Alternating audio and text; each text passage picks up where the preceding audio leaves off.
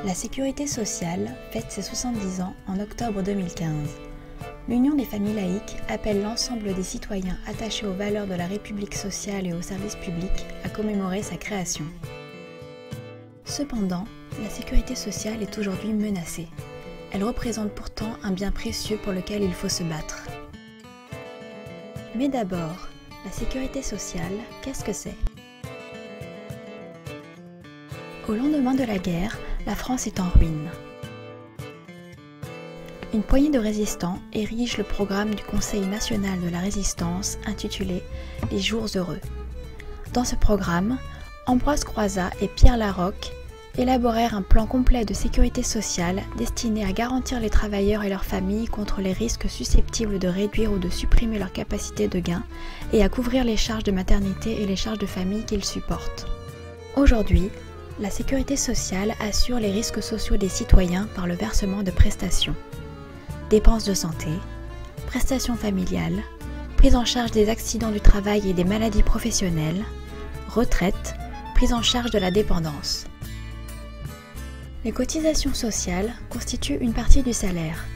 Qu'elles soient salariales ou patronales, cette part des salaires est socialisée, c'est-à-dire qu'elle est versée à un organisme de sécurité sociale qui la reverse directement sous forme de prestations sociales. Ce n'est pas un impôt, mais un prélèvement à la source de la production des richesses qui échappent au marché financier et au profit des actionnaires et donc à leur domination sociale. Baisser les cotisations sociales revient à baisser les salaires et à augmenter les profits. Augmenter les cotisations sociales revient à augmenter les salaires. Entendue au sens large, la sécurité sociale représente plus de 500 milliards d'euros de prestations sociales, soit 25% de la richesse nationale, 1,35 fois le budget de l'État, un tiers du revenu disponible des ménages. La sécurité sociale est un service public autonome et indépendant de l'État. Elle a été jusqu'en 1967 gérée par les travailleurs eux-mêmes au sein de conseils d'administration élus qui permettaient aux représentants des assurés sociaux d'orienter la politique sociale du pays.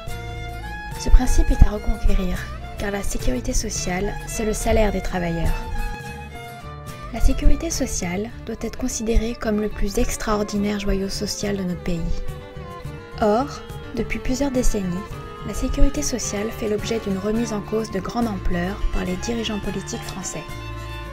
Depuis près de 50 ans, sous la pression du patronat, une succession de réformes défait méthodiquement le programme du Conseil national de la résistance avec la réforme Jeannet en 1967, le plan Juppé en 1996, la réforme d'Oust-Blazy en 2004, la réforme Bachelot en 2009 et les réformes successives des retraites en 2003, 2010 et 2013.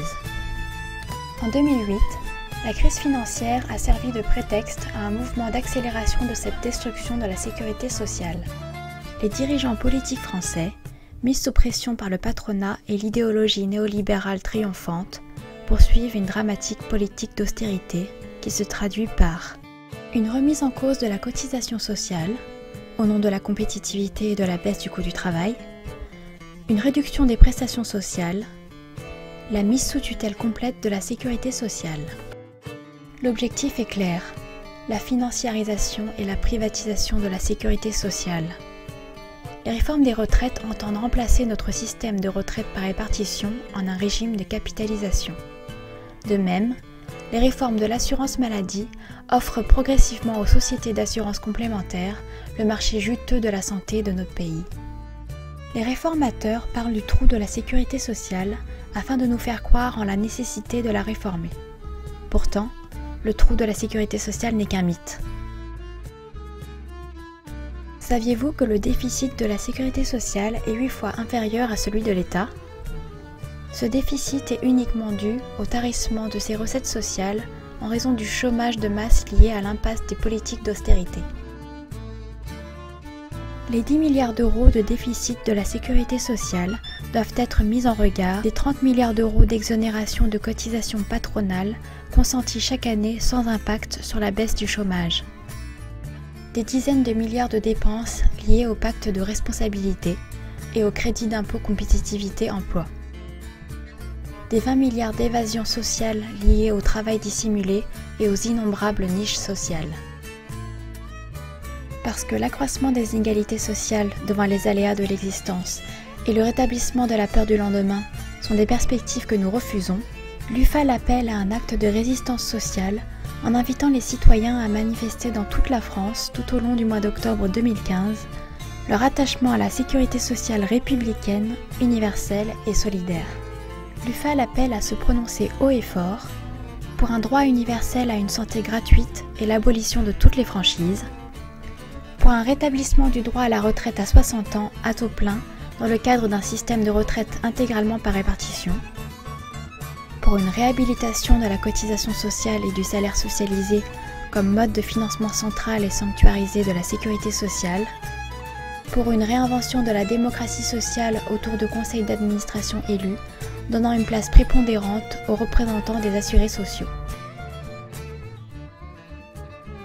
Réapproprions-nous l'héritage inestimable des héros de 45 et fêtons de manière militante les 70 ans de la sécurité sociale autour des valeurs promues par le CNR qu'il convient de réinventer d'urgence pour le XXIe siècle.